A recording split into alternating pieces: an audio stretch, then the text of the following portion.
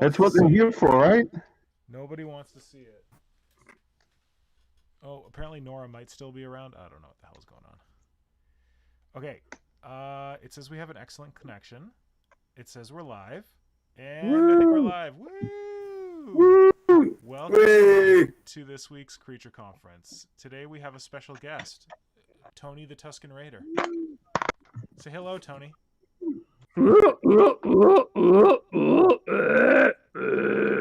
You gotta get way better, man. Come on. Especially the Jurassic Park one. Isn't he cute? He's cute. He's pretty cute. Yeah, he is. Yes. Weird looking Tyranid, though. That's true. It's a cultist. It's a cultist. I like it. Hey, Peter Hampson's here. Welcome, Peter. Yay! I wouldn't say you're early, man. I'd say you're pretty much on time. And spooky ass Boneman is there. Really? I don't see that in the chat. Where are you seeing that? Bowman is here and Dwarfenage. Oh, I'm getting a slow chat feed. That's interesting. You know what? I have bought more RAM, so I'm hoping to actually see what you are working on for the very first time since we start streaming. Oh, you couldn't see it before? Because so far I've never seen Nick's screen because he's not sharing that on Discord. Well, if I share that on Discord, my computer doesn't have enough RAM, and then everything's going to RAM right down. You know what I just understood?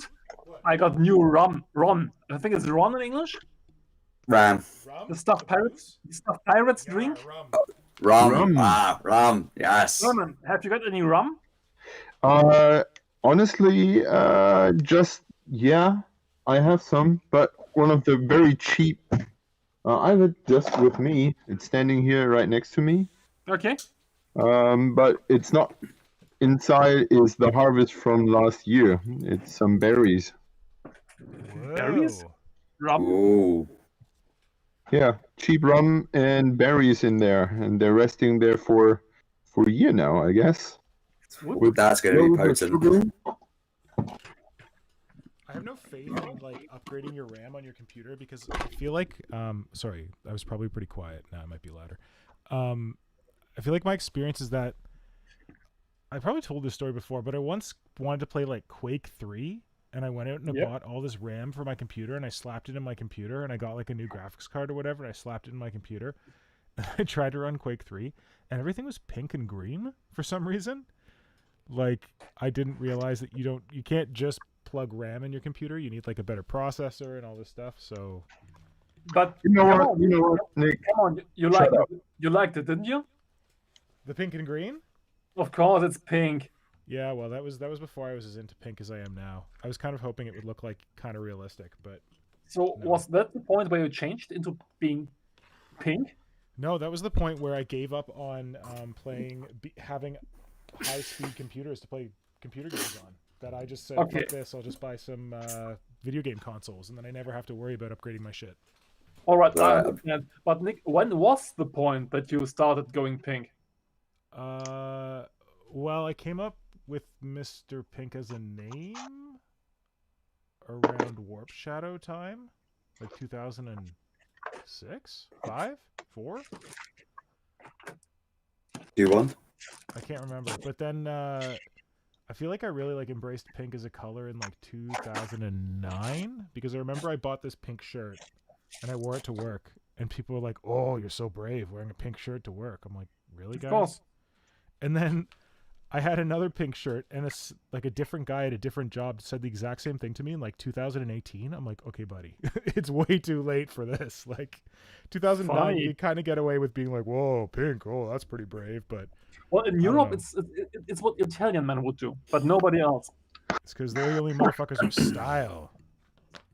Maybe. I don't know. I don't have any styles, probably. Germans only ever wear black. Yes, we try to. No. It's gray. We were gray. Gray. Just- Yeah, that's the most efficient color. You don't have to worry about bleaching out. It Is always that the looks joke? good. Is it because it's efficient? Yes. Oh man. All right, well, welcome to Just- the stream. Glad we're all here. Glad So- you could all make it. Welcome, Night Terrain, Daddy Gamble, Loco Dark, Bargeist, we already said Daddy Gamble, Peter Hampson. Anyone else in the chat that you're seeing That's there? everyone's so far. I just wanted to note that. Daddy Gamble, Yeah. he's gone. I just download more RAM myself from Daddy Gamble, and Peter Hampson says, "Don't upgrade your RAM, upgrade your rum." Yeah, that'll make you less sad about how shitty your computer is.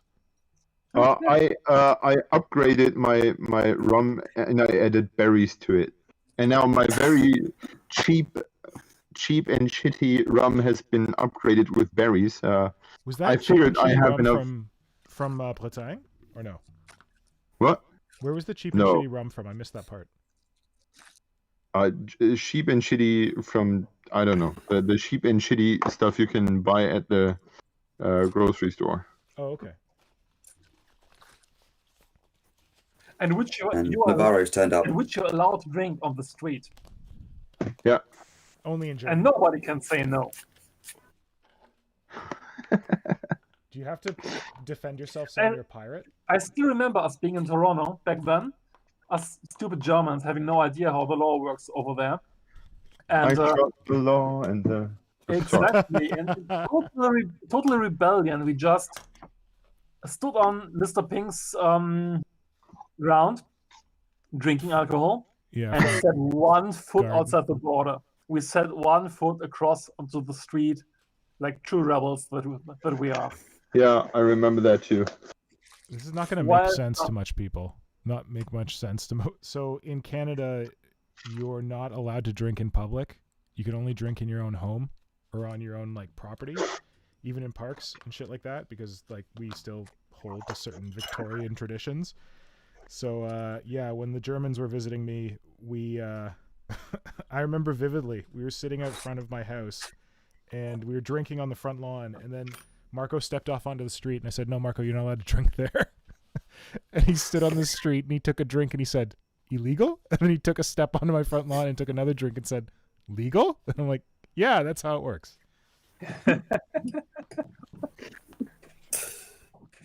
We're a silly Great fun backwards was country.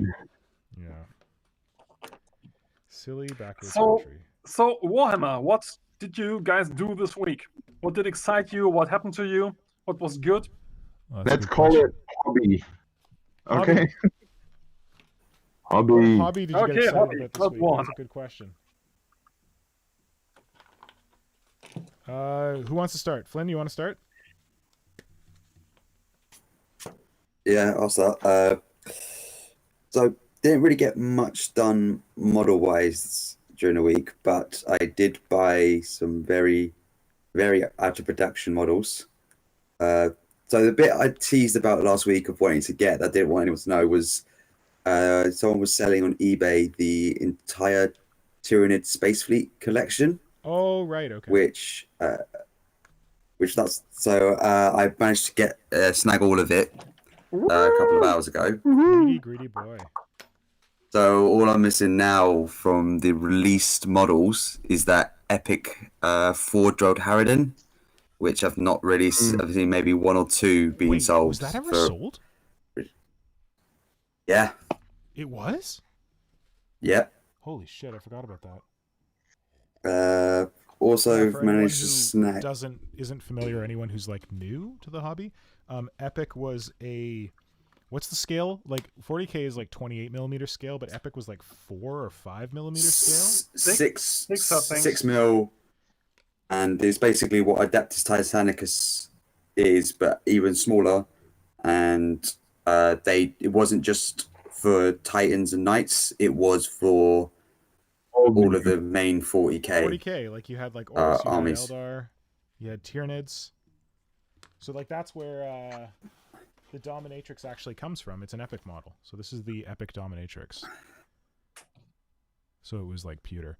But yeah, so Forge World made an Epic scale version of their current Harridan, and it was actually really nice. But it was made a Hierophant test, and they never released the Hierophant test. That was the thing. Yeah. That I was confused about. Wow, I forgot that was Also, sold. Damn. yeah, that's the Wait. only thing I'm missing now from Bullshit. the museum. Bullshit. You don't have a protonid, You've do you? That's not ever properly released. Oh, sure. If you get to define the rules. Yeah, It was never it's released. what's probably because if I did do about that, there will be the unreleased Lictor, the test model sculpts for the Gene Stealers, which look nothing like the Gene Stealers we have now, Wait, and what it was will the only unreleased be. Lictor? So the third edition Lictor, all of it that is different has a straight tail instead of a bent tail. Oh, weird. The only difference I can see between the two models. Okay. I also managed to get Lug the Big, which was the first giant model that Forge World had done, which under what they called themselves Warhammer Forge, I which they remember. then replaced the Whoa. mold for that with the Bone Grinder. Cool. But I wait to international post. Nice. Good Flynn, stuff. what are you going to do for a hobby once you've bought all this stuff? Once I bought it, maybe paint all of the things. Might help. That would change totally who you are. Wait, I need but- to paint them though. Flynn, you say you didn't do any hobby this week. What about that crazy giant thing with the boat on it? That I did just like just did it, finished it last week, so I waited this week to post it. Oh, okay, gotcha. Well, that was after our last stream, so I think that counts. Yeah, Why don't you tell people about that? the Necrofex Colossus. Oh, that's actually a little bit of a funny story with that. The day after I stuck the fishnets on, The fish. Simon So this is messaged like me. a sexy Colossus? It's got like this. this Oh yeah, it has two big hanging fish sacks. three of them. Simon messaged me, going like, "Do you have any spare?" And it's just like, "I've just used them." Yeah. I saw that I saw one of those fishnets being used on Josh, what's his name? Grismon. He's Bless you. doing some Were you trying to imitate a Tuscan Raider there? yeah. I think so. Yeah. I don't know who comes up with names you cannot pronounce and you cannot even remember or write. But I'm bad with names anyway. Oh, is this On the guy that- Instagram. Does the big, huge, like, hulks with all the thousands of pieces in it? No. It could be seen in the background. He's doing some Lovecraftian inspired Death Guard Nurgle things Oh, that sounds cool. currently. And yeah, I wish I could remember who it was. And he had this fishnet in the back as a back piece. And I was like, ooh, that looks like something I could use for my fisher village one day, and asked him. And he said, well, it's from that Gargan set. And I was like, I know someone who has like one Wait. or two or maybe three. And it was like, nah, too late. Yeah, no, I just Like have to 24 build hours one. quicker. Yeah, Well, just get yourself a Gargant. Just get yourself a Mega Gargant and use all the spare bits. yeah, sure. I'm gonna check because I might have the fishnet. I've never bought a Gargant, but I subscribe to this Bits Box. You know, Bits Box UK. They have like a Patreon thing. Yeah. Where you can you subscribe and they send you like random bits every month. What? It's not. I wouldn't say it was worth it. It cost me like $20 American, and they don't send you like that many bits. But I got a lot of randomness. It's like you sign up for the Patreon, and it's like, oh, you get access to all our videos, and we'll send you these bits, and you also get a free shipping code, which I guess is helpful. But the bits themselves, they're just kind of all over the place. And is this what you're talking about, Hydra? I cannot see. Wait for YouTube to catch up. Sure. No, but that looks interesting as well. Okay, well, I'll pull that. Oh, Up. that's the belly basically bit. like it's basically just a big bag made of netting, from which things are, looking outwards. I don't think I have that bit, and if I do, I think I might have used it on that weird conversion I did for your birthday. It's rather massive. Okay, You would that's remember fine. because it's like, I don't know, the size bigger than a 28mm model. Oh, okay, no, I don't have that. Well, please remind me about bits when it's my turn about hobby things. Yep. Okay. Flynn, are you Could be done your with turn hobby now. things? Yeah. It could be Simon's turn now. Yeah, Simon, go for it. Okay. So what I'm excited about is that you might know or not, there's this Kit Basher fellowship thing going on. So where I think Simon, what's watch that? my video. I've got another bit for you. Is this the one? Might be. Yes, that's half of it. I've only got that Nice. half. You want it? Yes. Okay, cool. So there's this apparently very similar to your idea, to your Patreon thing. So there's Kitchen Table Conflict and others, but I think the first idea was from Kitchen Table Conflict, to send a box of bits from one person to another, Yep. but with the intention not to ram in as much random stuff you can find, but to put in really useful bits, to have sort of a high quality bits go around. And apparently I'm the next in turn for, I think, what is all those boxes have different names, and I think Oh, it's one's the Slingshot mule number or 2. something, and Yeah, the mole, and all kinds of weird names that suggest things, but I don't know if they have any meanings. But there's one heading my way, and that's I'm really Nice. excited for. And Dorn's Fist is the one who's sending me his, and he was so kind. He asked me before, like he said, "Well, I need your address, and is there anything you could really use right now?" yep. So he put in a little bag with a designation special delivery, and that's got me a little bit excited. Nice. Yeah, and I think that's a really cool thing to refresh your bits box. Yeah, that's what I'm excited about. And the other thing that really got me moving this week, yeah, I will show you in a sec, is this little dude. Oh yeah. I think I told you about that last week, the slug wizard. Yeah. And it's the hashtag used for it is Slug Wizard Spring, and there's a profile on Instagram called Slug Wizard, no, Slug Wizards with a S in the end, so plural, Yeah. and they are trying to make people build their own slug wizards. So basically, build a slug. That is somehow magical. There's no real rules to it. It's just for shits and giggles, I guess. Yeah. Okay. But they also offer you to, if you donate to a good cause, they figured out. So there's a little web page you can all read about that. So if you donate $10 to that charity project they're supporting, they will send you some I don't know, patches or stickers or something like that. So a little something in return, and I think that's really, really cool. Cool.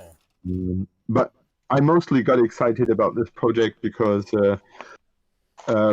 I had this idea in my head, and I have used those snail shells I have had kicking around for a while. Yep.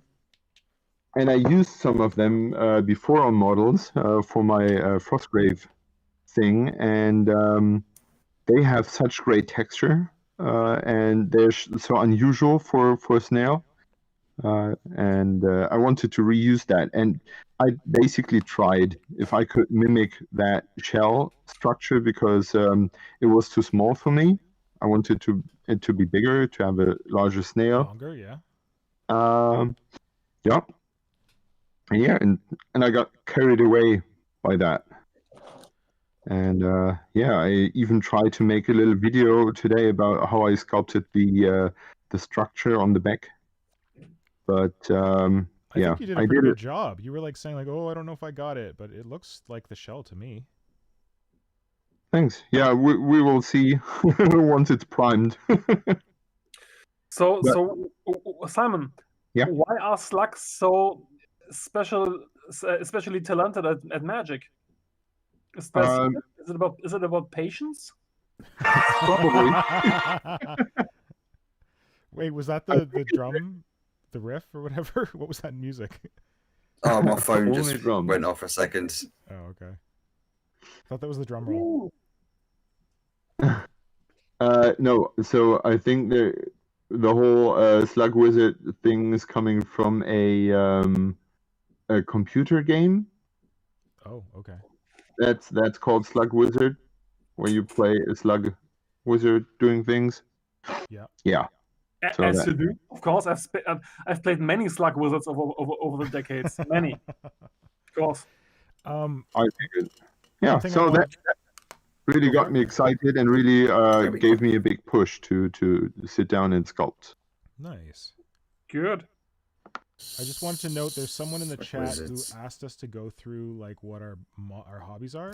Tyranid Night. terrain rather. I know I was a bit late, but I see what looks like a circuit board mold, some kind of lumpy armadillo, and crab-like creature arms. Can you say what each of you is working on, please?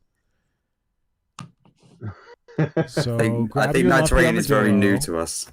Grab your lumpy armadillo, grab your circuit board, and I will grab my crab arms.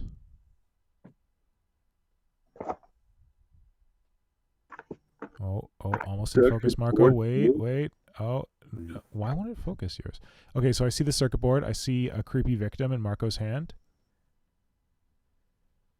So, Marco, what is that? This is the ammunition feed.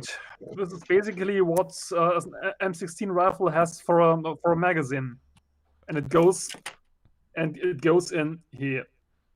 And what is that thing that it goes into?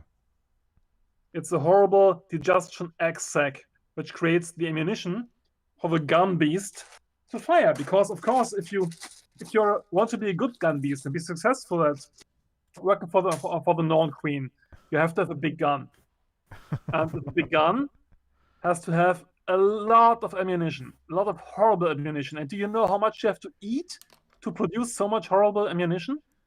This is why you have to have an sphincter on the back Oh my end, god, it looks so creepy. where your hive minions can feed the ammunition, being this poor victim inside, directly into your digestion egg sac, so you can produce awesome, horrible ammunition for the Northern Queen to make her happy and shoot all those evil space marines off the table. That's what I'm working on. Just making the Gumbies, the Exocrine, a little bit more horrible and get some kind of story into it. That's my thing. Nice. Thanks. Thank you. Simon, do you want to describe what you're... Oh, do you want to talk about Karen? And then, you can talk about the circuit board first, and then you can talk about Karen. Is he even there? I think we He's lost fallen him. asleep. He's He's Okay. gone mute. So fallen asleep, I think. Too much whiskey. while Simon is recovering from his hangover, these are very large crab kind of looking arms. They're meant to be crushing claws that are like Titan sized. Let me see if I can get some scale. So that's a Lictor, current Lictor model for scale, and this is the size of the crushing claws, which are meant to go on this giant beast. Get out of here. The Dominanid, I don't know how to pronounce it. Tyranid Dominatrix that I'm working on, which is a conversion from a Forge World hair duel initially, but very little hair duel remains.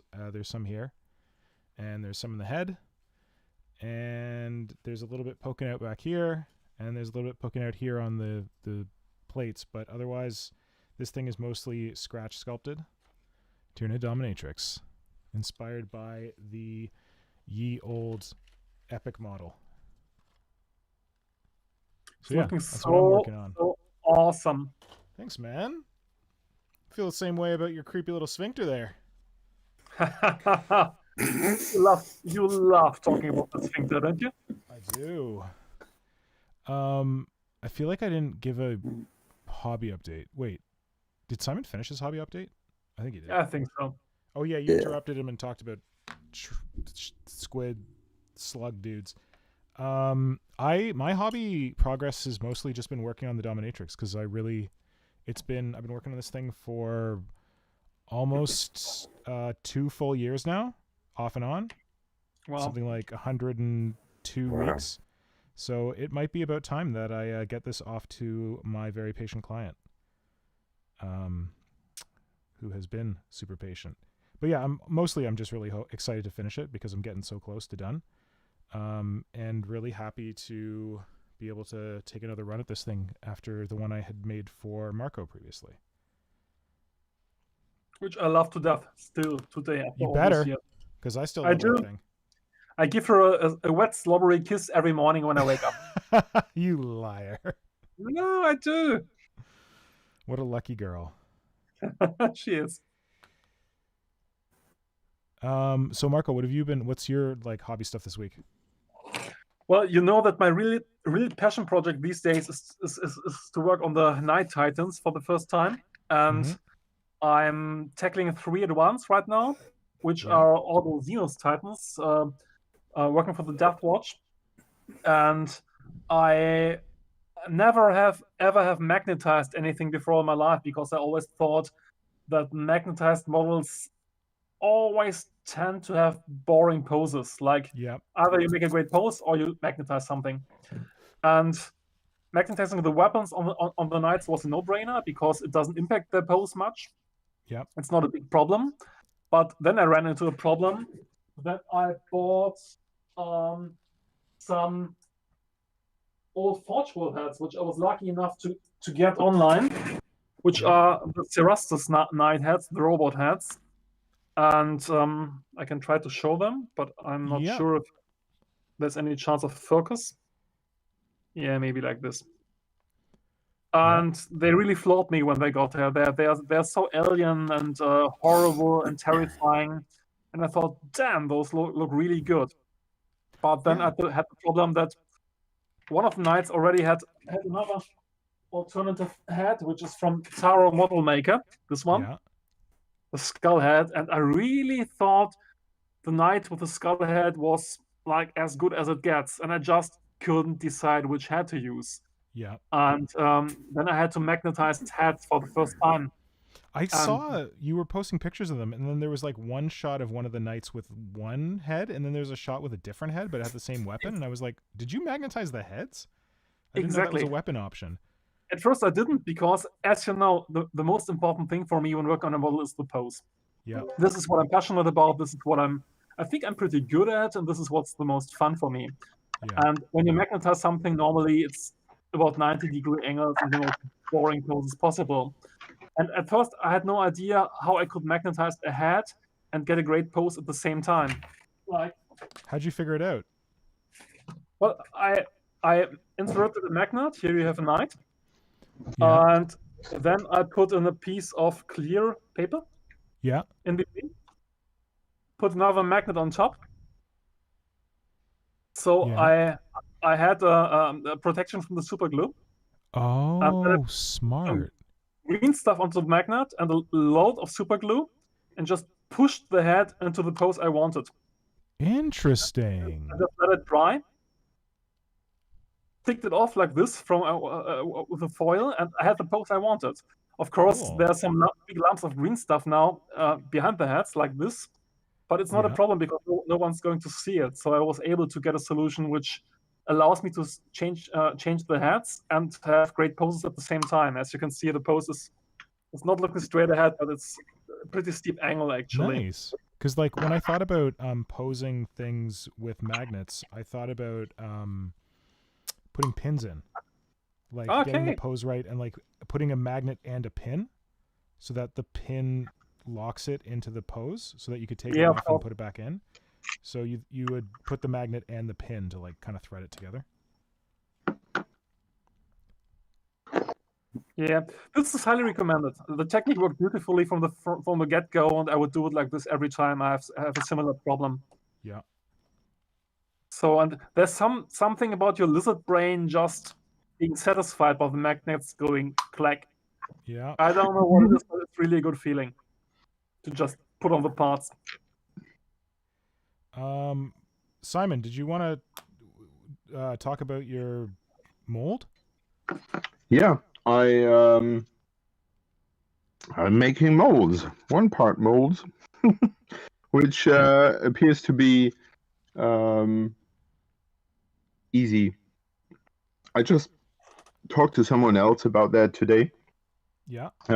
wondering how back in the day, like making a mold and casting something in resin was like a mystery to us, and so exotic and exciting.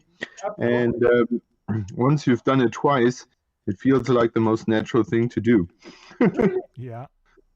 And yeah, well, there's the trouble about bubbles, but with a one-part mold, you don't have that really. It depends a bit on the materials you use, but basically there's it's pretty easy to avoid bubbles and to do Okay. it quick. And therefore, so what I did there, I sculpted some in Fimo. I cannot show you now because they're in the mold making. I used some Fimo soft, and but you can see that on my Instagram. And sculpted some plates to be used as terrain plates later on a Frostgrave campaign thing I'm sort of working on. So I want those plates to be glued to terrain pieces. So I want to build a temple or some sort of eldritch rising city from the sea. Yeah. And since I wanted to do quick and not to worry about too much about details, but still having details in the piece, I sculpted these plates, and I'm going to make molds to send out to the other participants and to everyone who wants to build terrain from that sunken city. Think about it as a cheap as relief from Lovecraft's Cthulhu mythos. And yeah, so everyone from the group who wants, I'm going to send those molds, and they can cast with resin or plaster or whatever they feel comfortable with. Yep.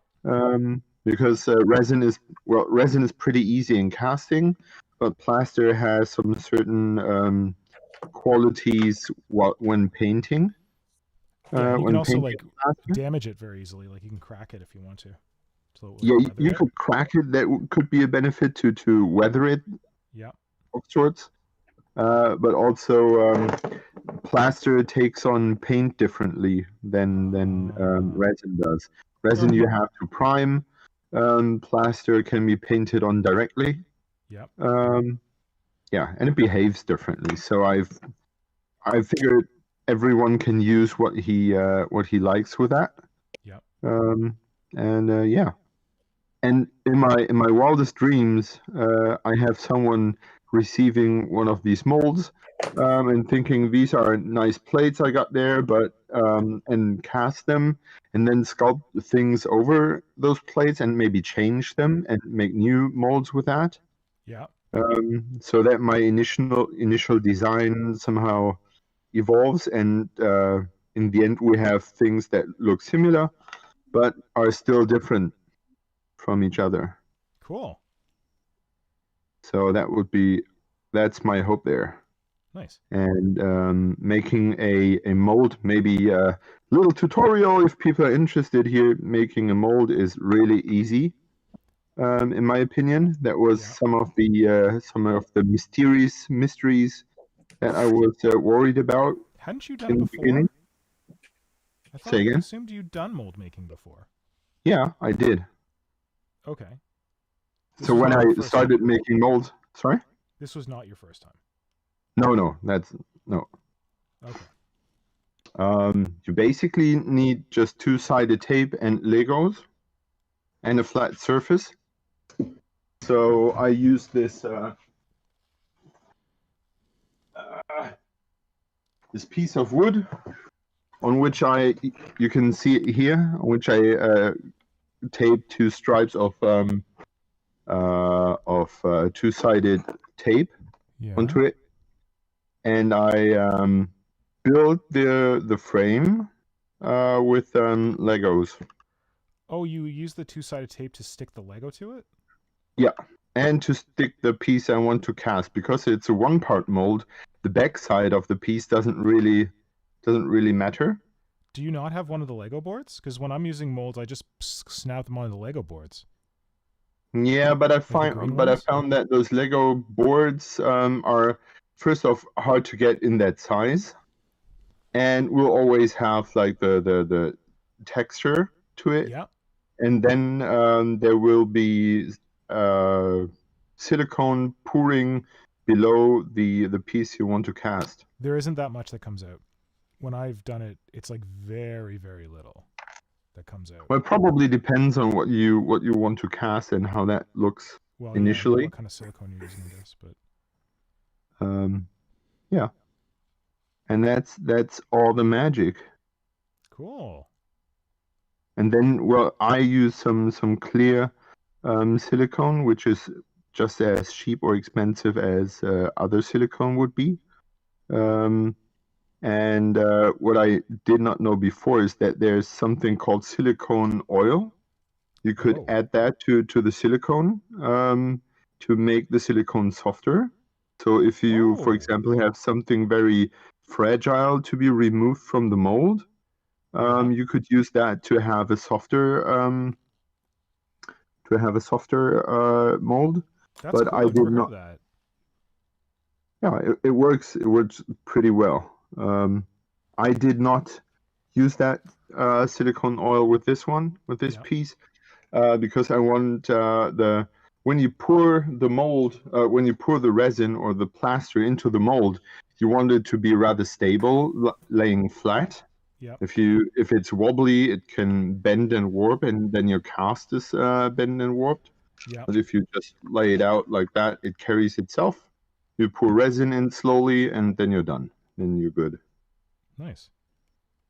Yeah, that's what I'm working on.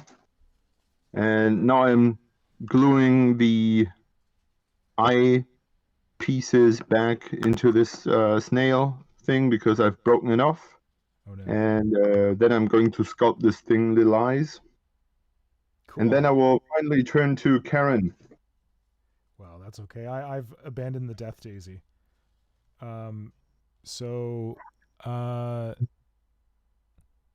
Flynn, should we go over the chat? Because I feel like we haven't checked in with the chat for a while.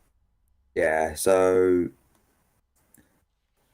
it's a bit about everyone going. So Peter Hansen goes, he loved the Clash reference earlier by Simon. Gargoyles Swag Epic scale went completely random nuts. Titan and Super Heavy scale was completely messed up. So they were much smaller than what they were meant to be comparative to the infantry models. And then when models came out for, I think when Apocalypse came out, the sizes just didn't match up with anything. Peter Hansen is saying, speaking of poor spending decisions, I broke down and ordered a pair of Haruspex kits and a Tyrannofex. Only one Haruspex is getting made into an actual game legal unit, and even then with conversions. Peter, by any chance, are you making your Haruspex drawing that you did? Because that's instantly what came to mind reading that. Game legal models are boring. Who needs game legal Who models? needs them? They're no fun. I'm making a dominatrix. Dark This is not game legal. Oh, there are rules for that? Still? I don't know. There's the old ones, Somewhere. but- Last time I checked, it was those those rules made by Bed of Lost Souls. Oh, okay. Yeah. I think Marco's either frozen or he's busy at the big moment. No, he's. Oh, I see him moving. It's back. It's back. He's sculpting. It just came back. Oh, okay. Because Bycast goes, I wonder what Moloch exocrine actually fires then. Is it metabolizing the victims or forging their bones into dense, high-velocity spikes? Oh, what do you say, Marco? Hmm. He's on mute. Is he on mute? Yeah. Oh, I didn't know anyone got on mute. I thought we heard like everyone's farts and everything. You know why I mute? I 'Cause you're use my yelling at your hairdryer dogs? to dry the paint. Oh, Mm. you're in a rush. Sorry, I was gone. I don't know what's firing. Something horrible, I guess. Like something recently digested. Well, your brain cannon. What do you think it should be? Do you think it's like it's firing like an acid ball? Is it firing like a shell? A spike? So how's the exocrine described normally? What does it fire? I don't actually know. Same here, which is a pity. Bargaze should know knows. Bargaze will tell us. We should know the stuff, shouldn't we? We don't know shit. They keep changing what it fires. True. Bargaze, tell us what it fired in Epic. You will definitely know. And then we'll see how the victims can be made into that. Borneo is here as well, Hey, Borneo. saying, how are we all? He asks, how are we all? And perfect way to kick off the weekend with some hobbying. Yeah.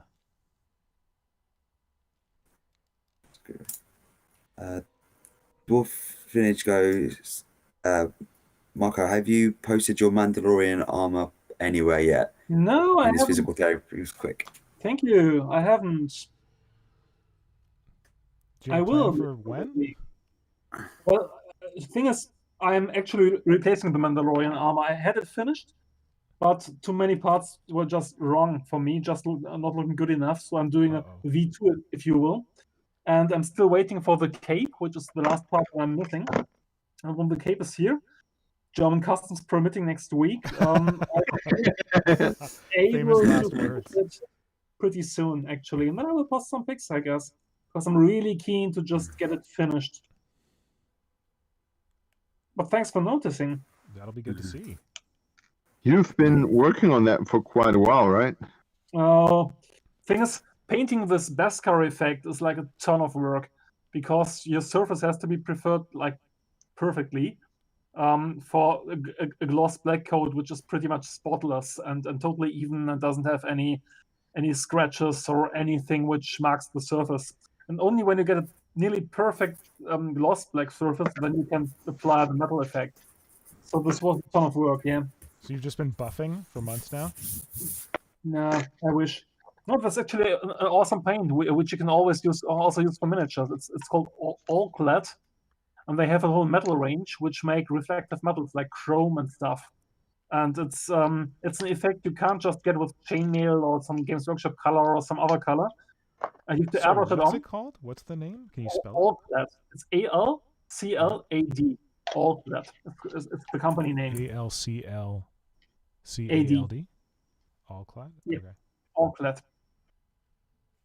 Cool. And there's this awesome metal range, which is reflective and just doesn't behave like normal metal paint. Yeah. It's really impressive when you see it first time for real, because you're not used to seeing this kind of reflective metal done with the paint. It looks so real. Oh. And the color they used on the Mandalorian show, it's called how's it called again? Is Give it me a by sec. All-Clad? Like, are you using the same stuff they used on the show? No, they use similar stuff, but which is more expensive. Yeah. How's it called? I should know. Yeah. You have to now give back that Tusken Rider head. I am getting old. How's the Beskar paint called? I mean, I know it like So I it's should not know just, because I it's just not sold a chrome metal, helmet. it's just A helmet paint. on. I just sold a Mandalorian helmet on eBay, which is used, which was done with the original paint. Because of this paint, I think half a liter costs like $600. It's like liquid Wow. gold. What? It's like What? Beskar. How efficient? Yes, How it appropriate. is. And Outlet pretty much the same stuff, very similar, but for a much lower price. Outlet is pretty cheap actually to buy. Yeah. Is it maybe that the expensive stuff is less work? No, same. Oh, It's okay, just a gotcha. bit fancier. Okay.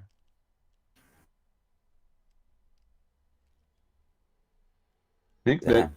that armor, that chitin plates you're sculpting, Don't tell me it's they wrong. look amazing. Okay, thank God. Because do. I wasn't sure whether I wanted the plates to stack this way or stack Yeah. stack this way or stack that way. But it makes sense now with how the miniature moves and everything, with the lines, as Mr. Moloch would say. Thanks. Thank I was you. worried about it, so I'm happy to hear that. This is just the And I rough agree. under layer that I'm doing with epoxy clay, and then I'll do like an actual detail layer on top with green stuff. The rough underlayer, yeah. What? That's a sentence from someone who has too much time. Rough Listen, underlayer, hey, and working in layers. I want to fuck around with the detail. I want to fuck around with the shape right now, and then when I'm happy with the shape, I'll let it set, and then I'll come back and do the detail. So I don't have to worry about this layer being beautiful. Getting That's- fancy with age, huh? One of my Next core thing tips you for know is sculpting. that he's sitting there drinking red wine in a big glass, and What? So Nick, are talking you, about the bouquet. Nick, are you Don't feeling ever sculpt anything in one layer that you can do in 2 layers. It lets you have way more control. As long as you're not in a rush, it's the much more like sanity saving way to sculpt something.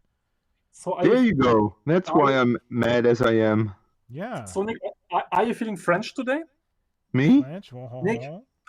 You mean could we Yeah. get our friend Bon Ami Jérémon to come out and join us on this sculpting spectaculaire? I think so. Why do you ask, Monsieur Moloch? Because you're getting fancy with the sculpting. And fancy Oh, is French, of course. am I now? Oh, it is French as fuck over here, you know?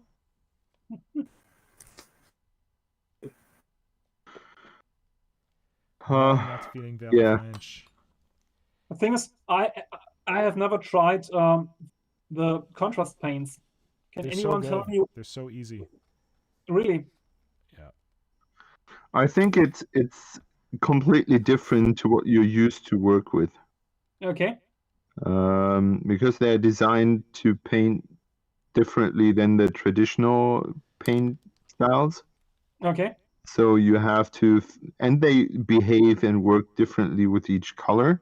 So what works for one color doesn't necessarily work for another. Yeah. Okay. That makes it a bit. So you sort of, I bought 2 because the first I bought was Snakebite Leather because I was so excited for Snakebite Leather to be back because I Yes. tried to find Yeah. something that looked like Snakebite Leather and Okay. failed to a certain point.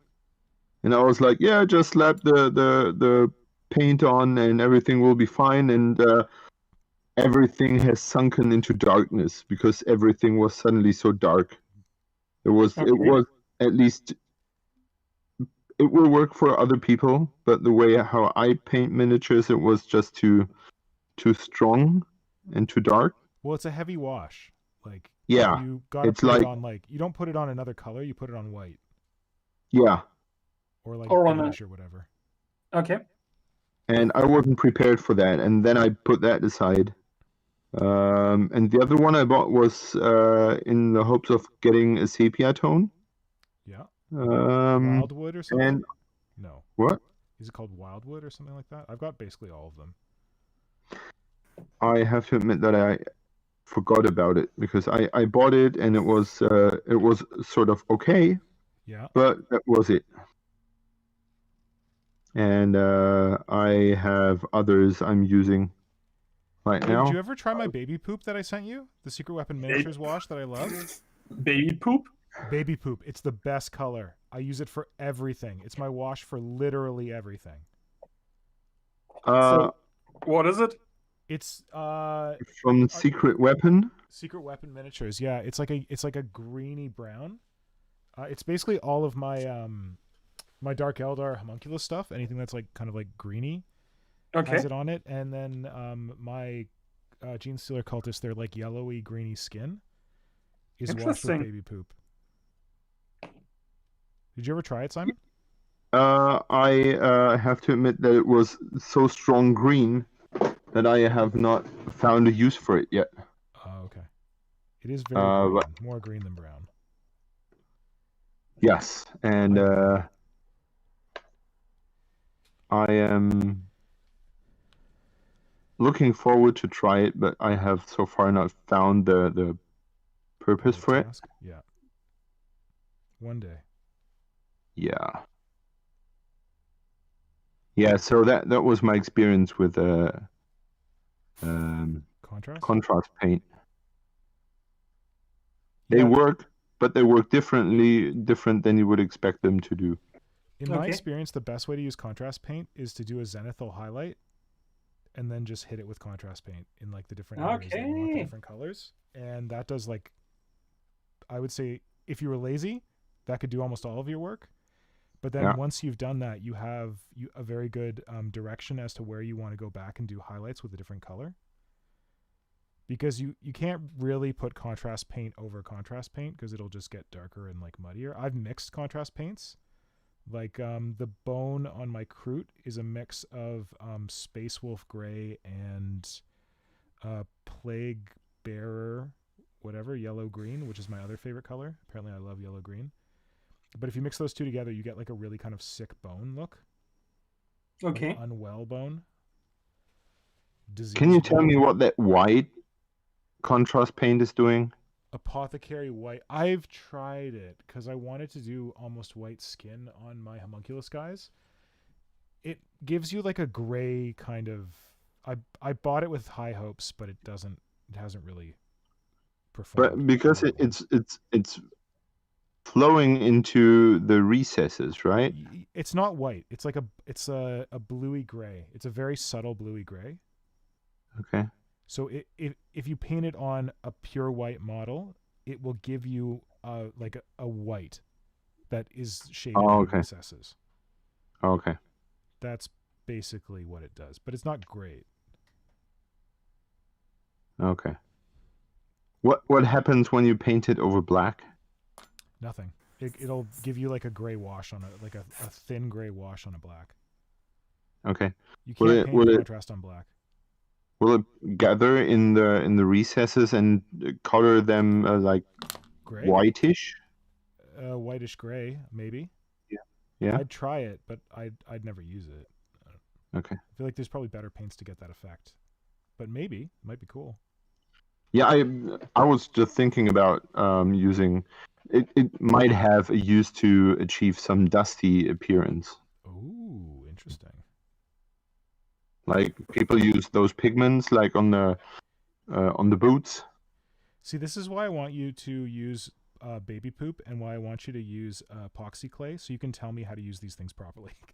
Because I'm in love with them and I've found uses for them, but I know that as soon as you get cracking with them, you'll be like, actually, did you know you could do this? And I'll be like, I never thought to do that. And it'll be so helpful. Okay, I'll do my best to find a way to use baby poop. Do it. And teach me. Nice. Teach me the ways. What's going on in the chat, Flynn? Anything? So, from earlier, Peter Hampson has said, yeah, maybe with the Haruspex being his sketch, but one Haruspex is going to be the Antlion sketch, the other is going to be the Hive Custodian Spine Beast, and the Tyranid is going to get made into a Bio Bomber, also from one of his sketches. Oh, that sounds good. Atelier has turned up. Welcome. Nice. See, we Hello. Can't make too much fun of the French. He's from Belgium, right? Oh, I thought he was from France. Oh, I guess he's Belgian. Never mind. Free reign still. Free reign on the French. Yeah. Hey, we're getting them from both sides. We got some Germans on here, and we got a Canadian. We got a special kind of French over here. Yeah, you are very special. So Darkeyes has found the answer for the Of course he exocrines. is. Yeah. The modern ones fired by plasma. The Yeah. old ones fired hyper velocity chitin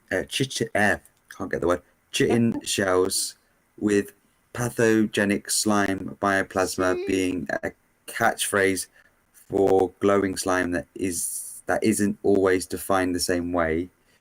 Everything's original always better in Epic. Everything's always Yeah. boring in New Edition. Agreed. The original Carnifex bioplasma was directed by electromagnetic fields and generated by rasping remember that. plates. I remember that being amazing. That's why it's called the Screamer Killer. Yes, I love that. By the way, Yes. friends and Oh. Hive creatures, this week I Friends watched and Hive my first creatures. videos of Squidmar on YouTube. I guess you all know him. Squidmar, yeah.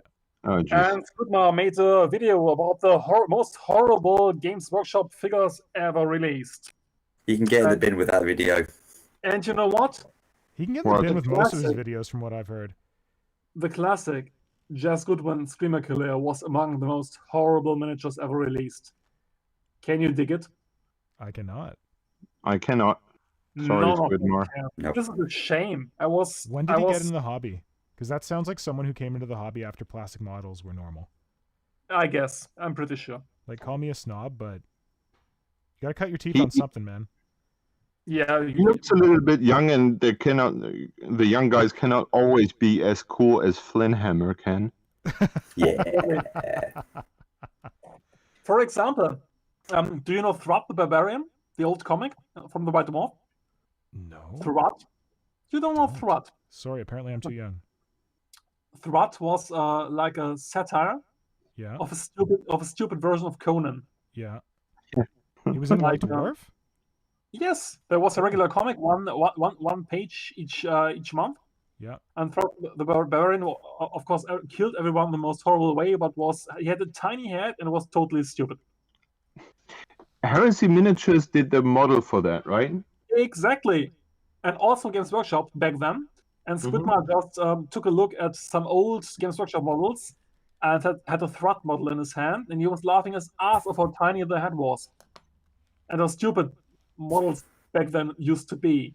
And of course, the whole point of the model was that it was model of the comic, where his head was so tiny because it was a caricature. It was meant to be funny. So I've not watched much Squidmar other than that part of that one where he like buys a Thunderhawk and opens it up, the pewter one. But Yeah. the criticism I've heard of Squidmar is that Squidmar will review 40k models like just to get the clicks, and apparently Squidmar has no idea what any 40k model is. So he's just Okay. like, oh, there's this thing. Oh, I don't really know what this is all about. Oh, like, so he's definitely not an expert. Yeah, It'd I've be seen like quite a me few of his reviewing a videos. Space Marine model. Why would I even? Why would you watch me review a Space Marine model? So why is he so popular? I don't know. Clickbait. Puts out a lot of videos. Thing is, Handsome boy. Yeah, I have him showing up in my suggestions. So it is probably because he broke the algorithm. Strong YouTube game. Yeah, good point. Maybe he's got quality videos that we haven't seen. Probably. There must be something to it, right? I guess. it's his fantasy. The videos for his fantasy models are pretty decent. He mainly sticks to Age of Sigmar stuff, so he doesn't really venture out into 40k as much. So people just will watch him to learn a few tips and stuff, and then go off. Okay.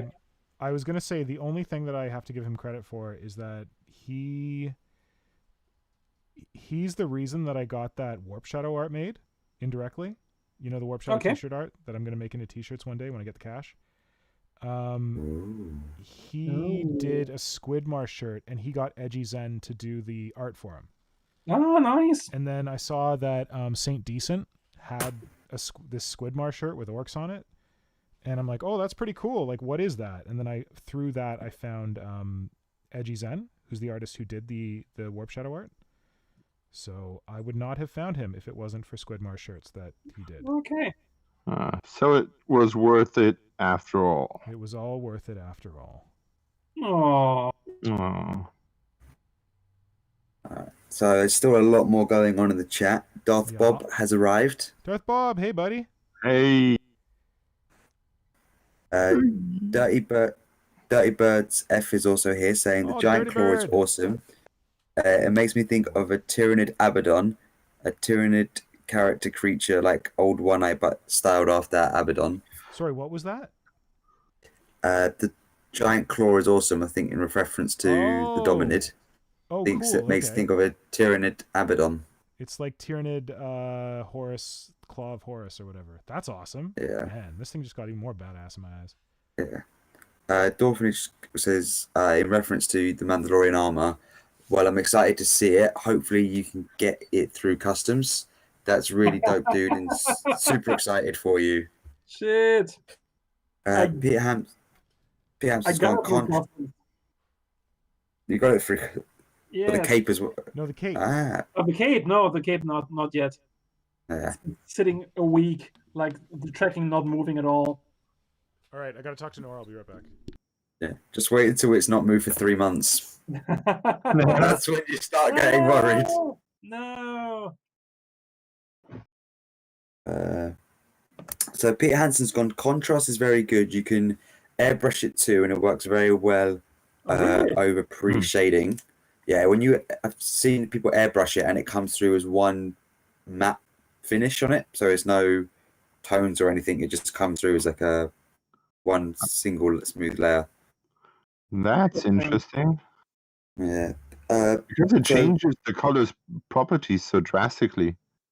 Yeah, I think it's to do with the chemicals and everything in the contrast, because I've seen it where even Games Workshop have done it for anything smooth that you want one smooth covering of contrast paint on it. They say go over it once and then a second time in the second coat of contrast. So like for Tyranid Carapace and everything. Interesting. Yeah, why would you have... Sorry, but that's my personal taste. I think Tyranid Carapace being just one-colored and having no texture is one of the biggest mistakes of the line. Yeah. Because it's so many plates and they all look boring. This is true. Is that right? So the Forge World ones have the texture and everything, and then Yeah, the that's plastic cool. ones just don't. Yeah, the texture of Forge World makes it look organic and grown and bony and things, but Yeah. yeah. Okay, so where are we? Darth Bob says, Baby Poop is fantastic wash. I also really like their sewer water wash. I'm going to pronounce this wrong, but I think it's Wilhelm Miniature's method of using contrast is pretty effective. He basically applies them and then removes most of it with a paper towel before they dry. Then he does a sharp highlights with pure white. Like he uses them basically like an oil wash. Yeah, that's how he describes it. Interesting. I think he did some tutorials on how he uses that. Vermis is also here. He says, Hello, Vermis. Anyway, I'd like to think the rasping plates of bioplasma production are like hundreds of pistol shrimp claws in a Carnifex throat, and contained by a Townsend avalanche caused by alternately firing bioelectric organs, a wave of electric activity going round and round like a cuttlefish's rapid color change, and then fired out by similar electromagnetic fields. Let's take that. This is my solution. Thank you. That sounds That sounded amazing. I've just missed a lot of really cool shit. I was like half listening to you guys. That sounds like good times. Hi, Vermis. Welcome. Wait, who else is here? Sam's okay. You missed Sam. Darth Bob when we said hi to him. Sam skipped out of work. That's good. Yeah. Glad you made it, Sam. Sam's actually in Toronto, where I am, or nearby. He's local. awesome. But Darth Bob uses baby poop. Glad to hear it. And wait, what was that thing about? Oh, I should just read the chat. The oil. Yeah, it's quite a lot of it. I'm just trying to get through. So there's a cool go on. Oh, I was just gonna say the thing with baby poop, Simon, is that it's really like it's not messy, but you can like reactivate it with water pretty easily, and you can like mess it around a lot as you like it.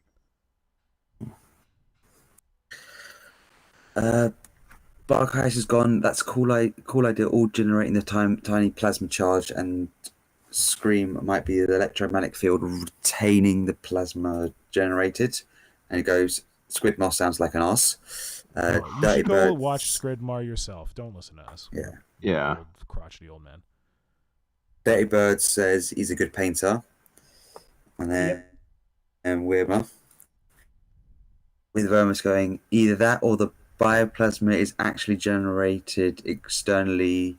The air ionizing as the convex directs a massive short-range electrical charge at a close target, effectively spitting lightning.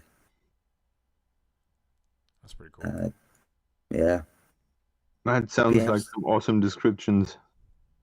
Yeah, I'm just going to see. I like bioplasma and think the ideas of an upscaled version of the bioplasma organ being used as in an artillery beast is cool. Imagine the scream an Exocrine would make. Now that's giving me an idea for another new beast they could make, but more of a shock trooper. Gotta buy with the bioplasmic stream. No, I'm thinking more of on the scale of like a lictor, like just a shock trooper sort of thing that comes in and just bioplasmic assaults everything. Cool. Thanks, Vermis. It's pronounced chitin. Yes, I can't pronounce any words. That's part of it is the I screwed dyslexia. it up too. Chitin. Part of it is my dyslexia, so I don't have any dyslexia, and I've been calling it chitin for a long time. yeah. Does anyone I say it how I see it? Is anyone aware of X-Men? Yeah, like, do you know the character Psylocke? She's got like psychic powers. She makes like a psychic blade thing on her hand, stabs people with it. Yeah, Bessie Braddock. When I was a kid, we had X-Men cards, and I hadn't actually read all the comics. We just had the X-Men cards, and I knew like some of the X-Men. And we had the Psylocke card, but it's spelled Psyllo, I don't know, CKE or whatever. So I pronounced it Pisslock for so long. Who is this Pisslock character? I was sounding it out. That's what they told me to do, you know? Just sound it out. Pisslock. Nice. Yeah, quality, eh? Yeah. Anything else? Well, okay, there's still loads. Man, I love Barghest's, like... I feel like Barghest He's just just sits there going on on. like a big chair with a pipe, just like rhyming off epic fluff to us. It's like you want to know about the epic history. Yes, I can tell you the story. Yeah, Take I a can tell you seat. bit about epic history, my young little spawnlings. Come, gather round. I will spin you a yarn. Who of you did read Epic Hive War last week? I didn't do my homework, I'm sorry. Oh, man. Wait, there was homework? There was homework. Marco gave us homework. We were supposed to read Epic Hive War, remember? Oh. You failed, all of you. Marco, try again. Read Epic Hive War till next week, like this. Try again. Read Epic Hive War. I gave you the instructions how to get the PDF for free. Wasn't it just like Google Epic Hive War? Were those the instructions? Because that's Epic Hive Those War are the those are pretty instructions. simple Epic instructions. Hive was the original, like, first story where the first encounter with the Tyranids on Tyranid by Cryptman and the Adeptus Mechanicus was ever recorded, and you will not find any more Oh, that was colorful. the first? I thought it was in the Tyranid Codex. The second edition Tyranid Codex had the whole story of like Tyrant. I am pretty sure Epic Hive War came before this. Oh no, it did. I would bet on it, but Yeah. I think. I'm pretty sure you're right. And you will not find any more colorful descriptions of battles with the Tyranids than in this book. And the dominatrix plays a big part, Nick. You have to read I it. need to read it. Big Boom, part. boom, boom, boom. Guys, I need your help. What's that? So I have this slug boy Yes. here with me. Are you turning him into a Tyranid? No. I'm sorry, we can't help you. Shut up. Until I Go ahead. shut up until I rattle on your cage to get your opinion. Okay. Ah. So I want this dude to be floating, right? That's why this whole picked up form thing.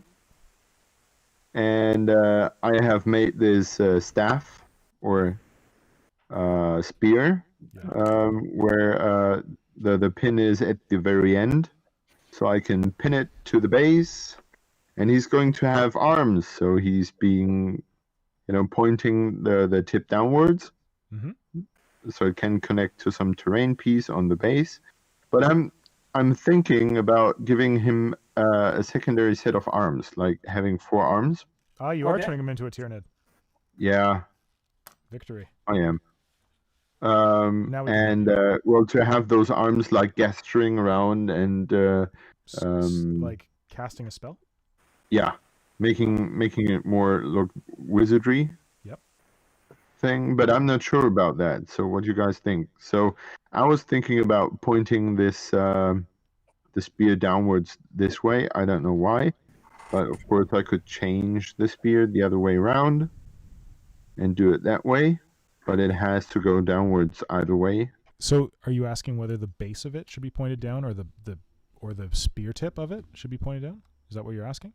I'm asking if you have another idea for the spear tip to go. I think Or if he's gesticulating with his hands and he's casting with his hands, I like the spear tip being down because it kind of shows that he's not attacking with the spear. He's attacking with his magic. Am I overthinking this too much? no? You know what I mean? Yeah. Yep. I could also, place it downwards, like having a staff, but that would make it so obvious. I sort of want to have it floating really, being really floaty. Yes. So you think a secondary set of arms and I think so. expresses more the sorcery aspect? Yeah. I think otherwise he might look like a warrior Warrior? with his spear. Yeah. Okay. Marco? Yep. Agreed. Good. Make him floaty. Yeah, he will be floating nonetheless, but a secondary set of arms or no secondary set of arms? Absolutely.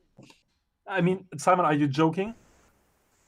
Where are Okay. you right now? You Yeah, we're always always going need to a tell you to secondary put set more of arms. Put some tentacles while you're at it. Oh, it has a tentacle mouth already. Oh, okay, good.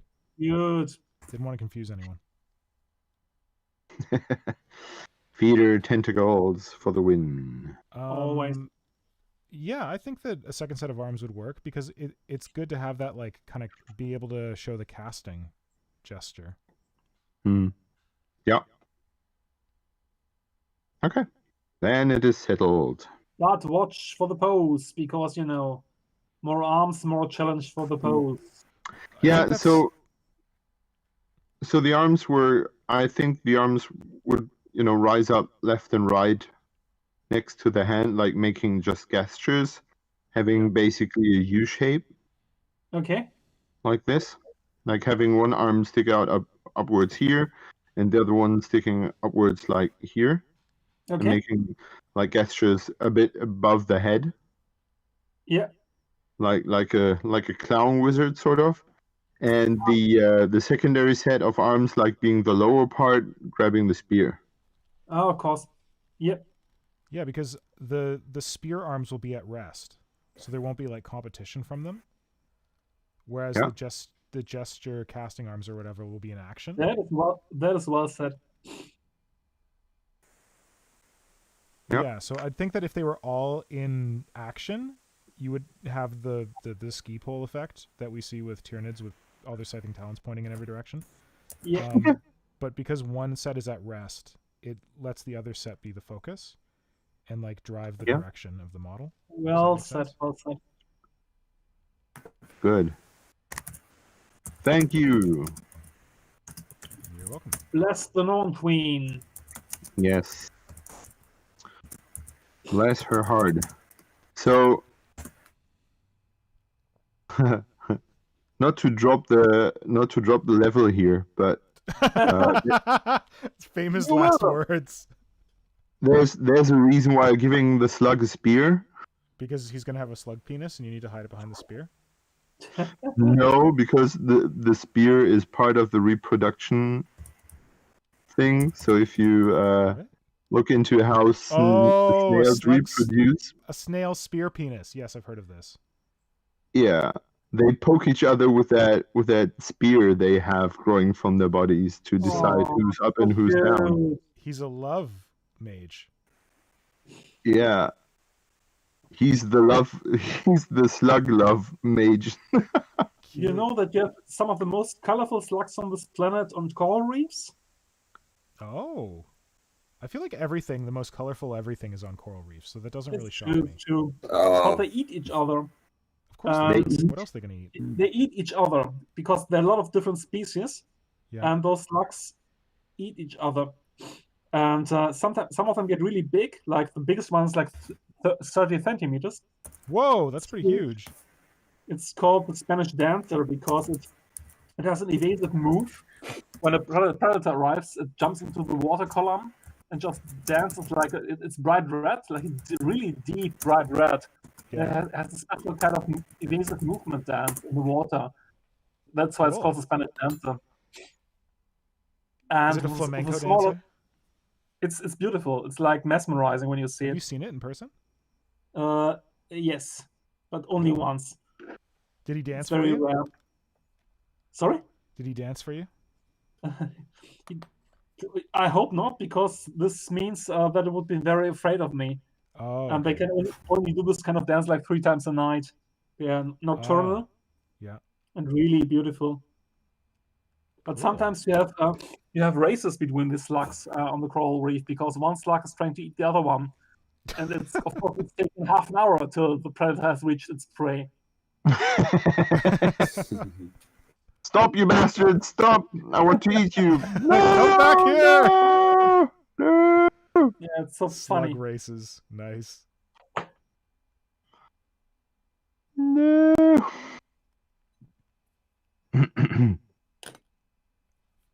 That sounds like fun. And At on least some for one of them. And on some of the slugs, some commensal shrimps live. They have shrimps living on top of the slugs, actually. And you know how the shrimps are called? The emperor shrimps. No joke. Because they sit so high up on the slug? Yep, they ride on the slug and live on the slug. And when the slugs race each other, they have shrimp sitting on top and saying, "Yeah, yeah, Yeehaw! It's like the jockey shrimp. yep." That would be a better name. Yeah. Well, I guess they went with throne. He's got his throne, his slug throne. There you go, Simon. That's your next slug you got to make. You got to make a shrimp emperor on a slug throne. Nice. Sounds like an excuse to buy that crazy Nurgle model that I love so much. With the dude Which one is riding on it? the back of the there's like it's like a guy riding on the back of like a multi-legged slug snail looking thing. Okay. I don't know what that one's called. Oh yeah. Slobberty blobbity boop or something. Blibbity blue. you're thinking of the gardener. Yeah, the that one guy. is the other one's Slobbity Bobbity with this like bagpipe made from like a stomach, I think. But what's the gardener called? Slibbity bibbity? Nah, something else. Slibbity Bippity Boo. Slibbity bibbity boo. Oh Jesus. So I was really worried about these armor plates, but I think they're coming out. Because I wanted them like initially to be like these big things that stuck out way from the arms, but I think that it's better to have them not. I didn't want them to like bury the detail of the rest of the arms. Yeah. So we stopped with what we have been up to this week. So Nick, you have not. No, I did mine while you were away. Oh, okay. I mostly said I was working on the DOM. I don't know if I did anything. I said anything more interesting than that. I think it's interesting enough. You brag up. You Me brag too. up. Pete Hansen's given the name. It's Horticulus Horticulture Slimax. Slimalax or whatever. Yeah, there we go. That sounds right. Oh, he's a And then gardener. That makes more sense. Yeah. And in the meantime, I've been trying to battle with Google moderators to try and get the link for you. There, words go. Marco, so they can actually do the homework. But every time I try and post it, even to just the Google search, Google says no. Can you put it on can you send it to me on Discord and I'll see if I can post it? I'll send the Google search one. Why don't you send the link to And me? if- Oh, okay, yeah. Like, what are we talking about? Your homework. The reading for the Hive War. You wanted to post it so no one has an excuse. I'm the worst Googler ever, and I just entered Epic Hive War PDF into Google, and bam, there it was. I know Yeah, you're that's the worst what Googler ever. You're like, Nick, I don't think you'll ever find the Protonid on the internet. It's like, I True. tried Googling it.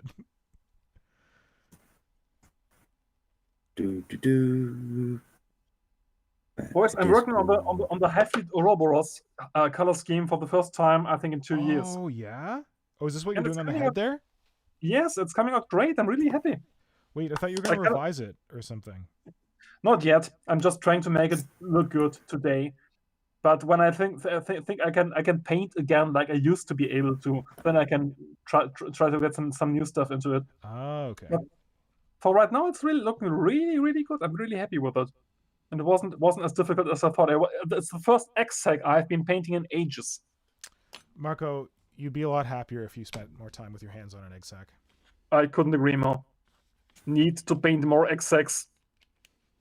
Oh, yeah, paint them. Yeah, sure, you could do that too. Nora said this is good for your mental health. Paint more execs. Did she now? I think so. Oh, that's okay. I hope I don't don't get know anything that part of confused it. what she Yeah, said, but maybe, yeah. What have other people been hobbying on? I know that Peter Hampson mentioned that he may have spent too much money on Tyranids, but that's cool because I can't wait to see what he does with them.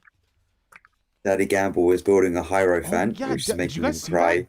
Daddy Gamble's building a Hierophant. Okay, so Daddy Gamble, if you haven't, I think you should all be following Daddy Gamble on Instagram by now. But if you're not following Daddy Gamble on Instagram, Daddy Gamble's done some really wicked conversions.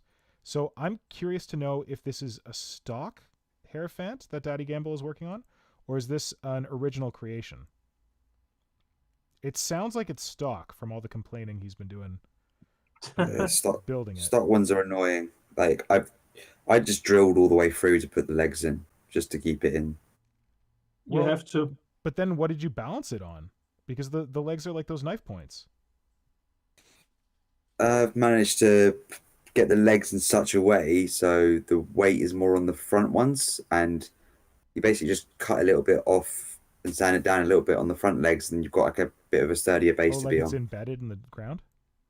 Yeah. Which is exactly what would happen if you're walking around on knives and you were that Oh, large. what happened? Yeah. Because like Marco and Simon, you guys have never built a Hierophant, right? I will. I've bought one actually again, my third one, and Your I will third build, one? build it. And Yes. this one you might actually build? I will. Welcome to the club. I will. I have never. You remember the Cthulhu hat we talked about last Right, yes. week? Yeah. I will build it this time, Good. and I will need all the help I can get from you too. It'll be easy. Just use your tentacle roller. Yeah, that's it. Yeah, nothing else. Yeah, just slap Good. some tentacles on there. Yeah. That's not gonna be all. We all know it. Oh, it'll be fine. There's gonna be more to do. Oh yeah, it's a stock one. Just ignore some of the spikes, Daddy Gamble. Just ignore some of them. For your own sanity. That's what I did. Yeah, it's so many of the little spikes, and if you knock it a little bit, it pings off and flies somewhere else. Oh my.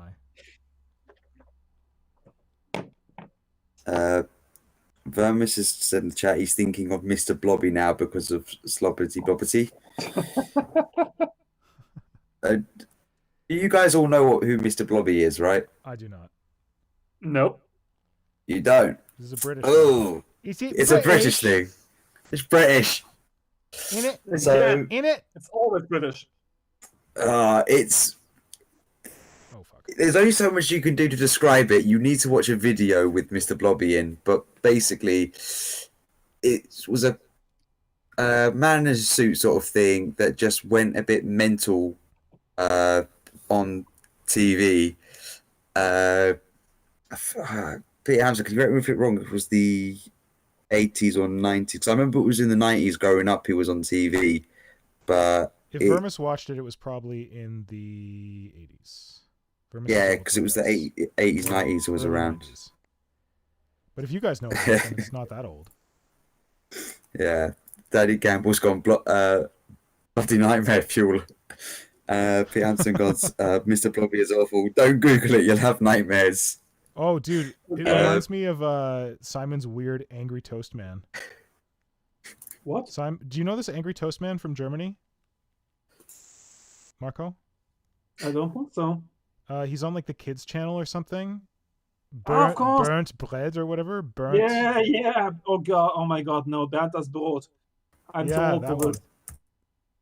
Burnt Brot. He's friggin' hilarious. So Bernd weird. das Brot. Burnt das Brot? Exactly. The way Simon explained it to me is that they needed the children to stop watching TV, so they just brought this weird bread guy on to like bore them off the television. And he started making like jokes that parents would get or something like that. Awesome. Yeah, it was 92 when it first came out.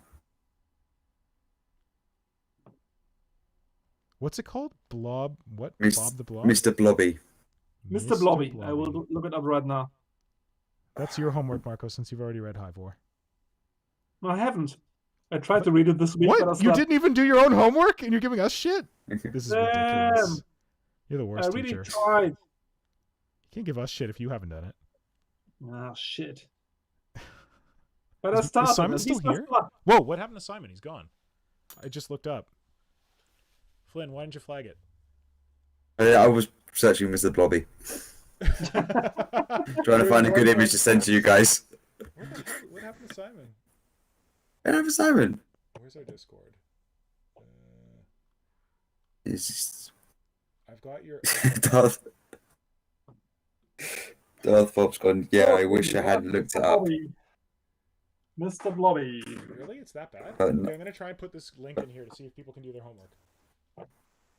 But no mascot will ever beat Gritty in terms. Okay, I think In terms of Mr. abject Blobby horror. has Simon now.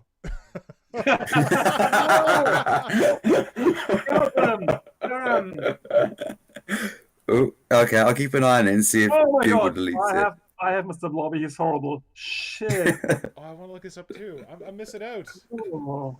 Put it on the stream, scare everybody. I think This I just stuff put is the evil. link into the chat for the homework to read Hive War, but let me know if it works. If you want Yeah, your it's still children- there.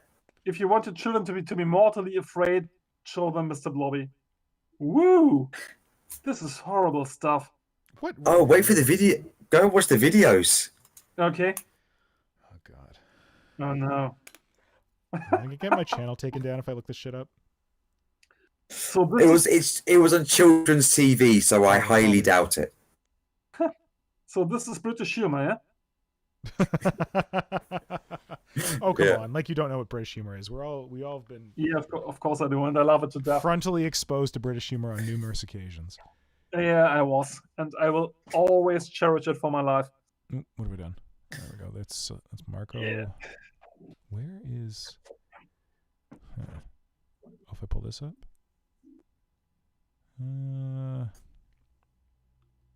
Oh, there we go. Let's see if I can get some Mr. Blobby. Hey, look, it's Daddy Gamble.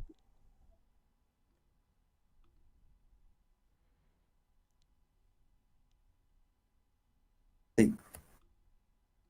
What the hell? Oh, I think it's just.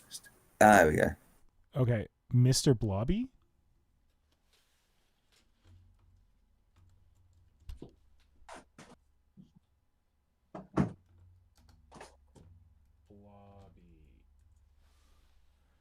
Okay, what the hell?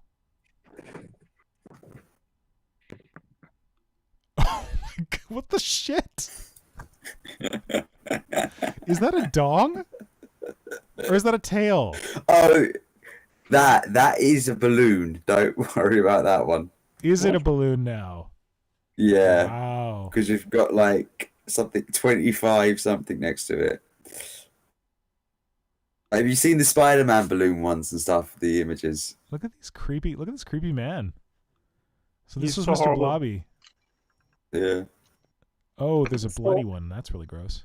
I am looking at the chat right now, and Warren Vermis is saying he's not fond of the modern Hierophant design. Sounds like a recipe for Vermis to draw a better one. Exactly, with him being the godfather of the dominatrix design made cool back then. I would really be interested to see what Warren's Oh, Simon's come back. up. Simon, do you know we lost you? Yeah, I know. So we're happy to have you care? back. Thanks. I'm back. Mr. Blobby has freed him. Yeah, we thought Mr. Blobby had taken you. No. So, Vermis, what Yeah. are your ideas for the Hierophant redesign? What would you change? Don't spoil it. Just draw it, and so we can marvel at it, and we Agreed. try to recreate your massive inspirational force. Well, he's a sculptor. He can create it himself. I wanted mean- to spoil it right now. I would like Yeah, to have this. Talk to us. I would like to have this discussion here this evening. What people like and dislike about the Hierophant. I want to have a discussion here. That's the German approach. I want to have the discussion here. We need to talk. Now. We need We to need talk to about talk. this immediately. This is not efficient. It must be more visions. Why are we not talking about the ideas? So Exactly. Vermis, hit us, man. Tell us what you're thinking for the Hierophant. Because as Marco said, oh, where is it? Oh, here we go. It's never too far from my reach. I always have it within arm's reach. Like what? Vermis's amazing dominatrix sketches. So if he could do this with the dominatrix, I'm to only review. seeing I'm only seeing Mr. Blobby. oh, hold on, just wait, it'll come.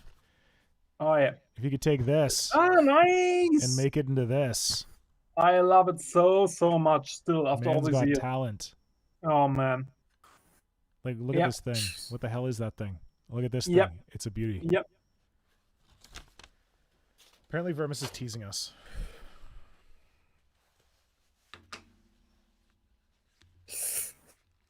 So remember It's when I weird to said make- that I was going to sculpt this in 2 layers?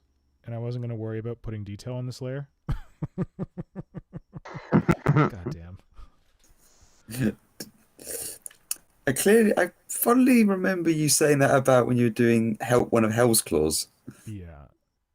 This is how I operate. I'm like, I'll do it in 2 layers. Then I just keep adding detail and then we're there.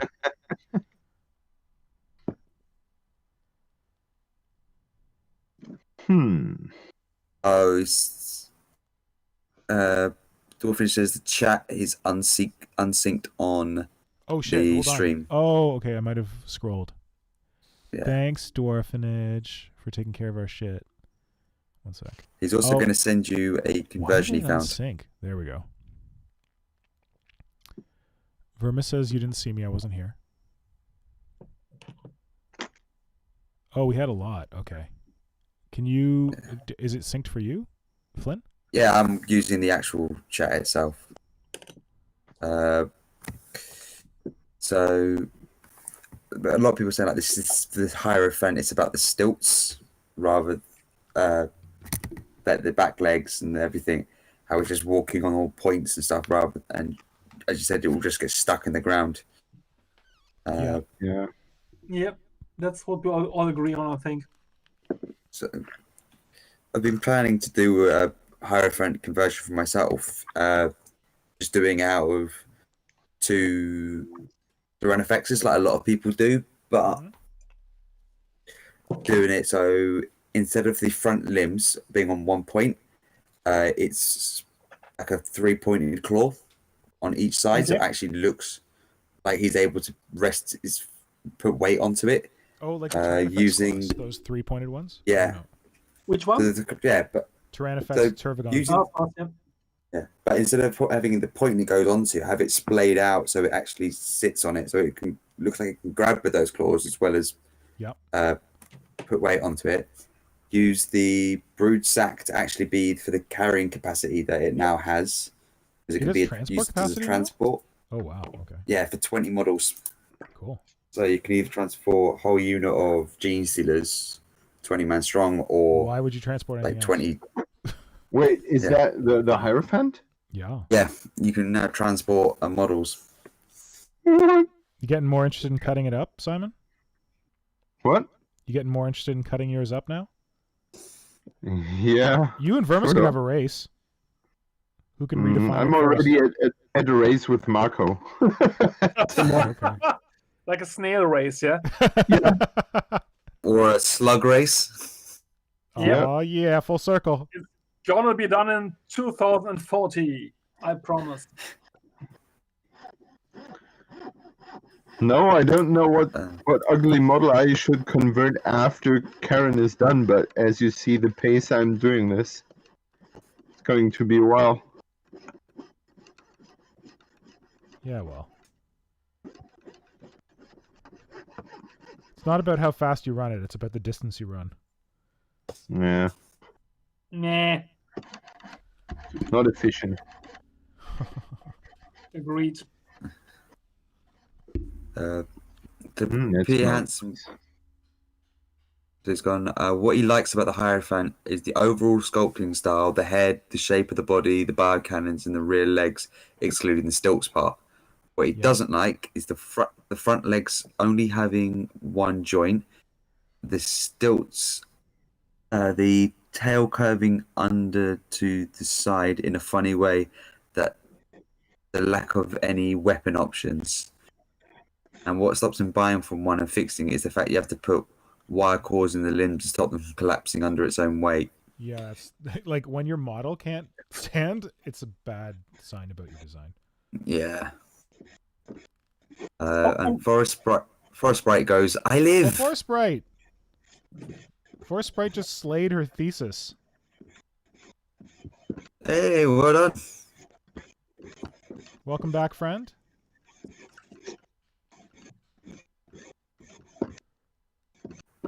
Simon, I'm sure other people are going to be asking, Well, I was what about are to you say- cutting up? Oh, what the hell? I'm cutting up a piece of wood. For your base? Yeah, for the base, because I'm at the point now where I cannot do the detail work because I need the arms to be in place, Yeah. and for the arms to be in place, I need the base to be, because the base is important, as we all know from Mr. Moloch's lessons. Mm-hmm. And therefore, I need to cut this piece of wood I found in the garden, and it's like rock solid. That's a massively hard wood. Oh, is it petrified? Or it It's actually turns old- to rock? Maybe. Was it buried in the ground? Yeah. I think that's part of how petrification happens. Like wood will actually turn to stone after long enough. Yeah. You should know about wood. You're Canadian, aren't you? I know about beavers. I know about moose. I know about poutine. I don't know about Lumberjacks? wood. Lumberjacks? Maple syrup? No, my family were the trappers. We weren't lumberjacks.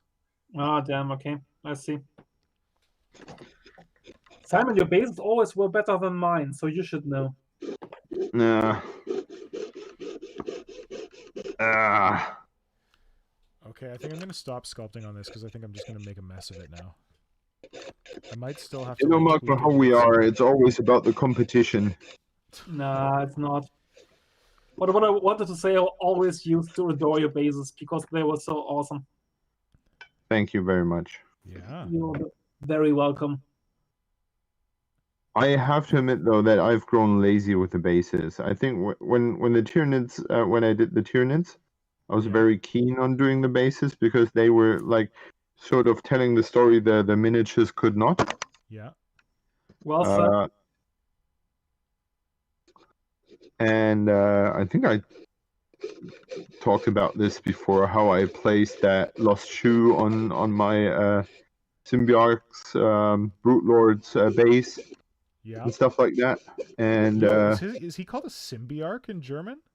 yeah, Sadly. Interesting. Because like the gene sealers are like symbionts or something.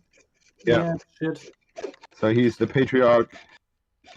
Yeah, why they are called symbionts in German, no one really understands, right? No. Interesting. Well, yeah, and that's what can be more horrifying than a Tyranid right in front of your front yard. Having So just I'm eaten your daughter? Yeah. Ah, So wait, if he's a Symbiarch, what do you guys call the Patriarch? Patriarch. Oh, okay. The Patriarch. I think that's why they're called symbiotes, because I think that in Germany they didn't realize at first that it was meant to be the same thing. Oh. So they figured, I think that's my train of thought there, is that it looks different to the fat man on the throne, Yeah. and therefore the fat man on the throne is the patriarch, and the dude running around Space Hogs is the symbiote. Running around space. Ah! Yo, speaking of Or running around space standing hogs. on pipes with a headache. That's the best description I've ever heard. Standing on pipes with a headache. Hey, what else is he doing? He's scratching his big head. Yeah. Yep. Speaking of running around space hulks, I feel like I must have already made this recommendation, but have you guys seen the movie Pandorum? Yes. That's seen it, actually a Simon? German movie, right? What? It's what? No. No? Let's try. That is like the closest I've ever come to like seeing like Gene Stealer cult in a movie. / Yeah. a little bit of Space Hulk action. Yeah, agreed. Like minus the Space Marines, but plus on the weird, crazy cultists. Absolutely. I didn't think about this, but you're right.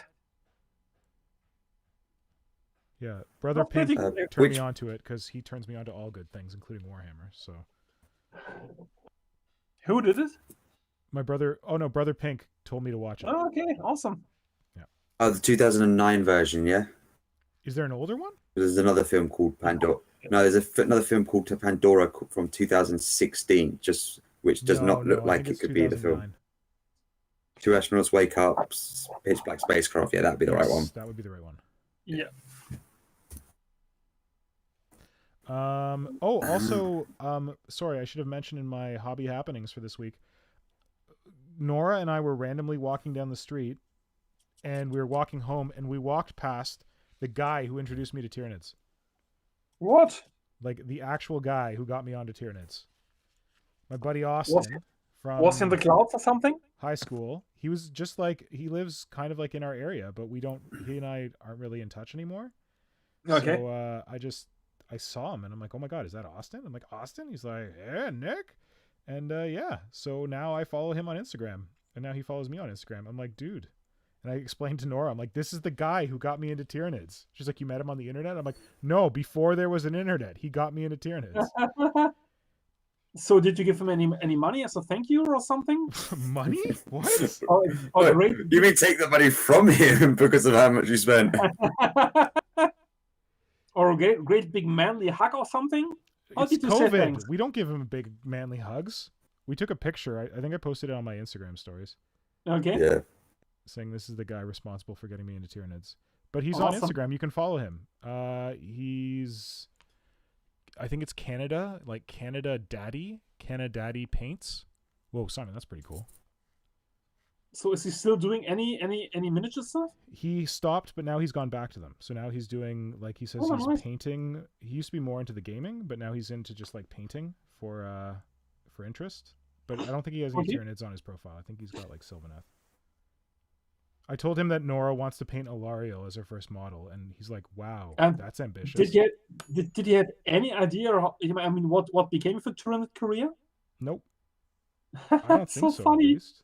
But meeting- I said he meeting- follows me now, so now he knows. He's I showed meeting him the the dong. modern synthesist and doesn't know who he is. It's so funny. He doesn't do Tyranid stuff. He Yeah, of course. hadn't done any Warhammer for a while, I think. And then he came back to it.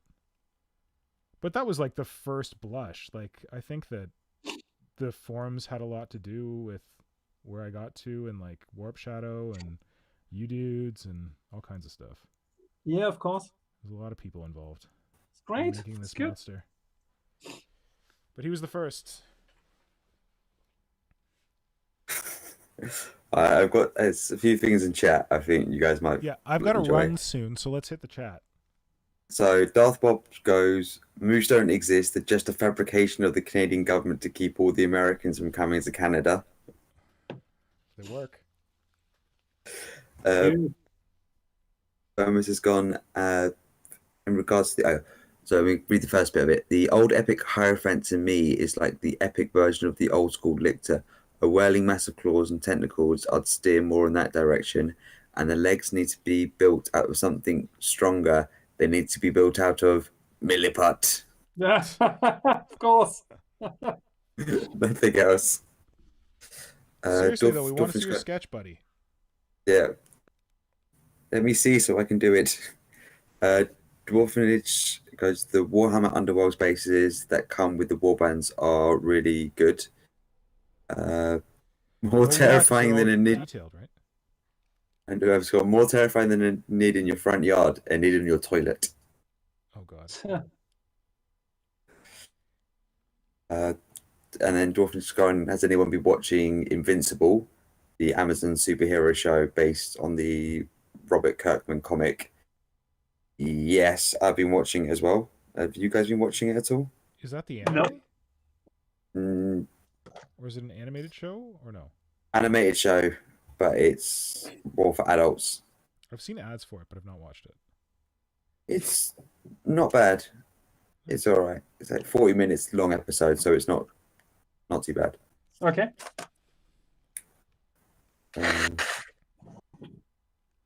Peter Hampson's gone, one sci-fi movie I'd rather enjoyed was Sunshine, which is definitely under the category of interesting sci-fi horror films. Also, the movie is based on isn't of I'll give the premise of the film for anyone who wants to see it, but I'm not going to give anything away. Basically, the sun is starting to cool down, and they send a team to go and try and restart the sun. I think I've seen that. I confuse it with another one. The Solaris. Core is the other one, I think. Wait, no. Yeah, Is it's it Solaris? based off an old Soviet. It's based off an old Soviet movie called Solaris. And what's So you it? got It's called Sunrise. Sunshine. Sunshine. But didn't they make a movie with George Clooney in it called Solaris? Or am I hallucinating? Yep, they did. Different movie, Yeah. right? It's a remake of the Russian movie. Oh. But Sunshine is the same Russian book? No. Right. I'm all confused. This is where I have a problem. This is where, yeah, because I know Sunshine. I've seen that one. Is where they go they try and restart the seen that sun. one. Do they have like? I don't think George Clooney's in that one. No, I don't think so. So in Sunshine, I don't think this is spoiling anything. Do they have like a green section of their ship, like a greenhouse, sort of, for like? I don't remember. I don't remember. Shit. I think I saw it. I think I watched it. Solaris was from 2002, which is I think the remake of the Soviet film, the same name. And Sunshine, I think, is slightly different. So in Sunshine, is there like a window in the ship where you can like open it and you can like look at the sun, and maybe in a scene someone opens that window and it's a little too hot to handle? You guys know what I'm talking about? I think so, yeah. Okay, I think I've seen this movie. Yeah.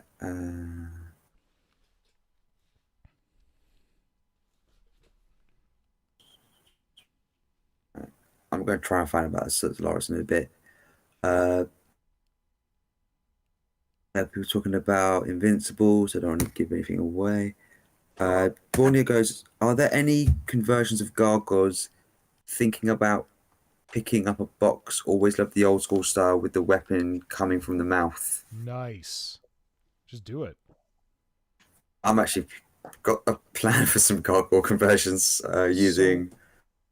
As I'm an ornaments. old man, I can't convert the gargoyles. Like I physically cannot do it because I don't know if Simon and Marco have a commentary about this, but we waited for so long for those fucking plastic gargoyles. Like for years and years and years and years and years and years and years and years on Warp Shadow. It was like rumor, plastic gargoyles, rumor, plastic gargoyles, rumor, plastic gargoyles. And then now that they're finally here, I can't convert them. Because like the metal ones were just so horrible. Like the second edition ones were pretty, they were not terrible to put together. But if anyone had the like pewter ones that came after that, where they went, they attached with like the wings underneath the model, and that was also where you put the flying stand, nightmare. Yeah. Like it's got like the Hierophant ain't got nothing on these gargoyles. So I can't convert them because the plastic ones are nice, and the plastic gargoyle torso is probably my number one conversion Tyranid bit. Like I just use it everywhere as a really cool armor plate. But putting the weapon in the mouth, that sounds like fun. We need more body horror. True. That's a conversion I could get behind. So just a warning, Nora's going to be home any moment now, and she's going to be home with food, and I'm going to need to run. So I won't be able to lollygag. So yeah, just wanted to warn everybody that we're probably going to have to shut this down soon. All right. But this is good. Sculpting on this armor plate went a lot better than I thought it went, and I really appreciate the commentary that this looks like the Tyranid version of the Talon of Horus. I feel like that's badass. Yeah. With you about the third edition metal gargoyles. Yeah. Dwarfinish has gone. Not bad. Is British for. I've really been enjoying it. That's true, but I just don't want to get at people's opinion up just for me. Just I always watch it and form your own opinion. And Sunshine and Dogfoot was Sunshine is the one with. I'm going to say it wrong, but Cillian Murphy. Okay, yeah. You know who he is, obviously. Yep. Also in Thing. That cool show that was on the BBC recently. Peaky Blinders. Thank you. Peaky Blinders, and he plays Scarecrow in the Batman, Christopher Nolan Batman films. Yeah.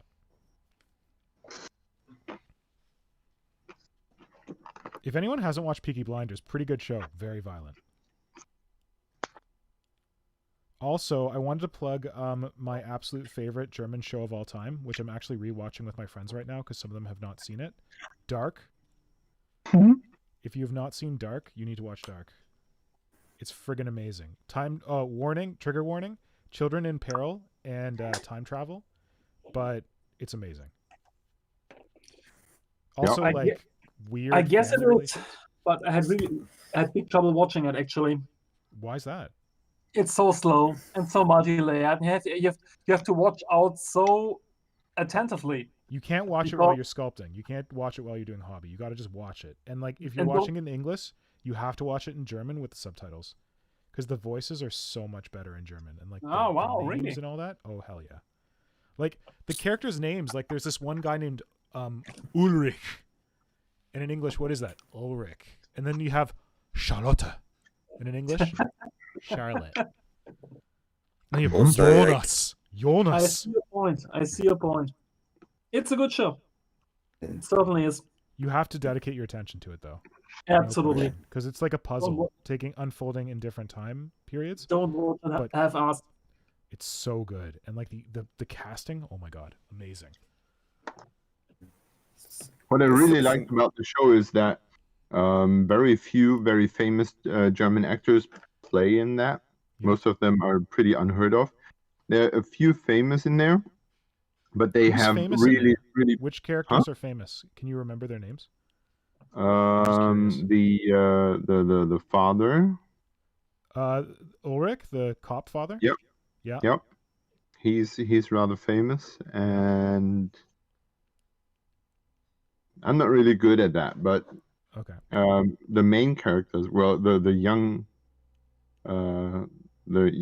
kids are not heard of. Mm-hmm. And Also, if you have a thing for Katie Holmes, there's a character in there named Marta who gets my Katie Holmes juices flowing. Nora's aware. She has admitted that she's a very attractive lady. oh, Sorry. and what was else? Oh yeah, at one point they're at this power plant, and there's a guardsman there. Just he has, I think, 1 or 2 sentences, Yeah. and he's I think a famous German comedian. Yeah. And it was such a what the fuck moment when he suddenly showed up there like blah blah blah, and then he's gone again. And I thought, well, he's going to be of importance later on because that what the known Big time actor. actors usually are. Yeah. But he just shows up and disappears again, never to be seen again. All right. Nora just got home. I got to run because she just picked up dinner for us. Sorry, I don't know if you were here for that warning, Simon. I just gave that warning. But yes, I got to run. But thank you all for participating in this stream. Unless you guys want to stay on, I can just like leave this thing on, I guess. But I don't know what your situation is. No, I'm fine. I'm closing off things anyway. Okay. Well, thanks for streaming together. Thanks for hobbying together. I got a lot better work done on the armor than I thought I was going to, so I appreciate that. And I always love when we talk about cool Tyranid fluff from Epic Days. That's good times. So thanks to everyone in the chat who showed up. Oh, do your homework. The link is in the chat somewhere up there if you scroll up. I posted it. I will go and read that maybe tonight. Who knows? Marco, you should do your homework too. I will, promise. What are you having for dinner, Nick? Burgers. Good. Nora never wants burgers. And she's like, I kind of feel like burgers. I'm like, okay, we're getting burgers. Now my dad will also be happy because he friggin' loves burgers. We're like, what do you want for your birthday? We'll make you anything. We'll buy you anything. He's like, I want a burger. We're like, Jesus, old man. Be more interesting. Please give him my regards, the old diver. Oh, right. Yeah. All right. And you guys have a great weekend. Thank you so much for coming in. And good luck with all your hobby projects. You too. Thank you. You too.